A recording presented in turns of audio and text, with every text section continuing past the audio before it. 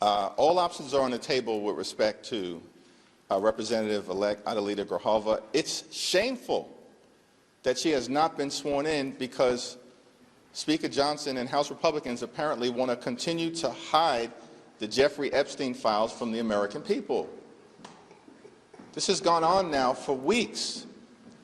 And so it's my expectation that if she is not sworn in today, during the pro forma session today, as the Arizona Attorney General has made clear, expect swift and decisive legal action.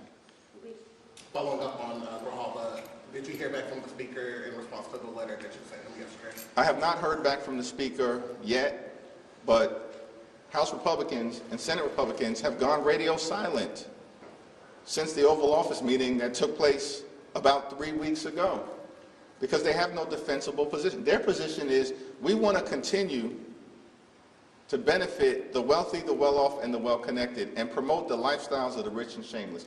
That's the Republican position. That's what they did with their one big ugly bill. Largest cut to Medicaid in American history, devastating people across the country, ripping food from the mouths of children, and they did all of that so they could reward their billionaire donors with massive permanent tax breaks. And now with the Affordable Care Act tax credits expiring, they have zero interest in spending a dime to help out working class Americans. By the way, same group of people that found $20 billion, matched by another $20 billion, that the American taxpayers will be on the hook for $40 billion in total to bail out Argentina, and they can't find a dime to protect the health care of the American people. This is extraordinary stuff. And no word from the Speaker about any of it, because they just continue, unfortunately, to be rubber stamps for Donald Trump's extreme agenda.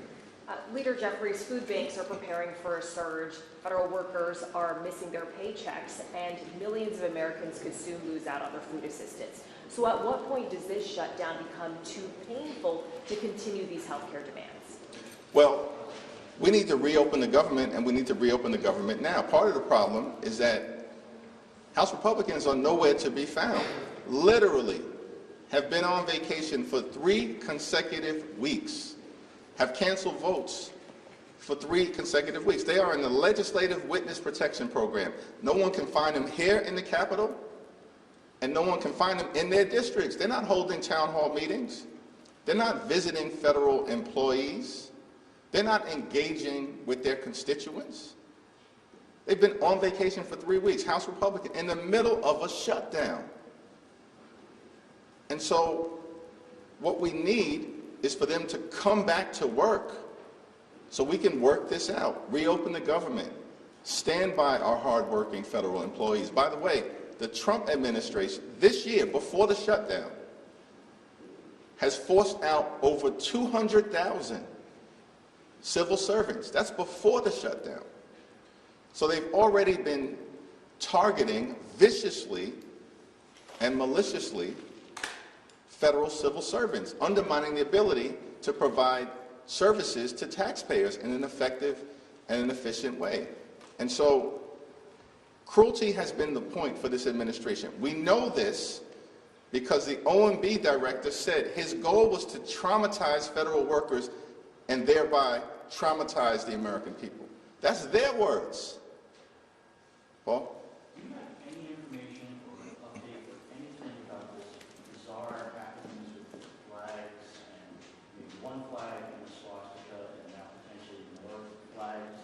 Has anybody given you any information about that? We've not gotten any information specifically from the Speaker or from House Republican leadership, although it is a matter of deep concern.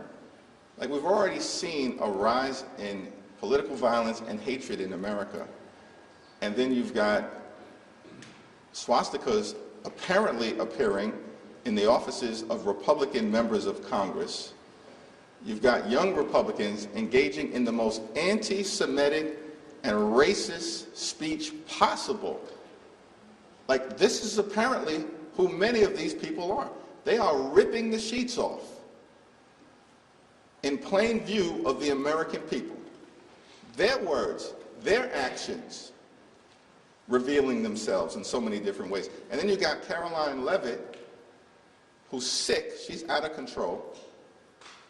And I'm not sure whether she's just demented, ignorant, a stone cold liar, or all of the above. But the notion that an official White House spokesperson would say that the Democratic Party consists of terrorists, violent criminals, and undocumented immigrants, this makes no sense. That this is what the American people are getting from the Trump administration in the middle of a shutdown. So their actions continue to speak for themselves, which is why they're on the wrong side of public sentiment. Question on the shutdown. Thanks. Yeah. Thank you. Do you have any comment on the New York City mayoral debate yesterday and how long you're still waiting to endorse Zoran? Yeah, I haven't gotten a chance to review it. I do expect to speak to the Democratic nominee, Zoran, at some point before early voting. Mr. Leader. President Trump has said he's canceled the Gateway project. He's going to be prepared to slash welfare benefits in his latest comment. Is that even legal, what he's proposing to do, and does that make it harder to resolve the shutdown? Yeah, we're going to continue to stand up for the American people. Cancel the cuts, lower the costs, save health care. We've made that position very clear from the beginning, and we're not moving, we're not going to bend, we're not going to break, because it's the health care of the American people that's at stake. And all of these efforts to try to intimidate Democratic members of the House and the Senate are not going to work, because we are on the side of the American people. And much of the action that the Trump administration is taking, of course, is unlawful and illegal. As a federal judge in Northern California found with respect to the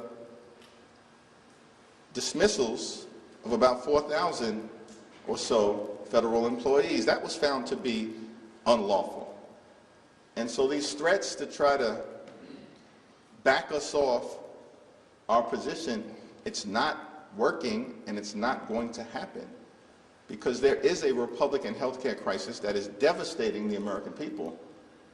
And we're going to continue to stand up for everyday Americans. Mr. Leader, you've been really trying to show united force with Leader Schumer. You guys have appeared together quite a bit. Yesterday on the floor, Leader Schumer encouraged every American to go out and participate in these No Kings rallies over the weekend. I know you said you hadn't looked at your schedule. Do you plan to participate in a No Kings rally? Will it be in New York? And why do you think that these rallies are important this weekend? Well, I haven't finalized my schedule for the weekend, given the sensitivities around the government shutdown. And I'm still very hopeful that Republicans will decide to show up for work so we can get the government back open.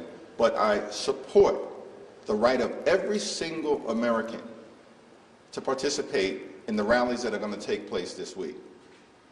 And showing up to express dissent against an out-of-control administration, that's as American as motherhood, baseball, and apple pie. That's the First Amendment. And the notion that this unhinged White House spokesperson would suggest that that's hateful. That's not hateful. What's hateful is what happened on January 6th. That was a Hate America rally sponsored by Donald Trump and his sycophants who incited a violent mob to storm the Capitol. That's what hate looks like. What you'll see this weekend is what patriotism looks like. People showing up to express opposition to the extremism that Donald Trump has been unleashing on the American people, and Donald Trump's failures, the Republican failure to keep their core promise. Because you know what their core promise was last year? They were going to lower the high cost of living. They haven't lowered the high cost of living. Costs haven't gone down on day one as they promised. They lied to the American people. Costs have gone up. Inflation has gone up. Grocery prices out of control. Housing costs out of control. Electricity bills skyrocketing. And now, because Republicans refused to extend the Affordable Care Act tax credits for working class Americans, middle class Americans, and everyday Americans, health insurance premiums are about to blow through the roof, bankrupt people, and prevent them from being able to see a doctor when they need one. Thank you, everyone.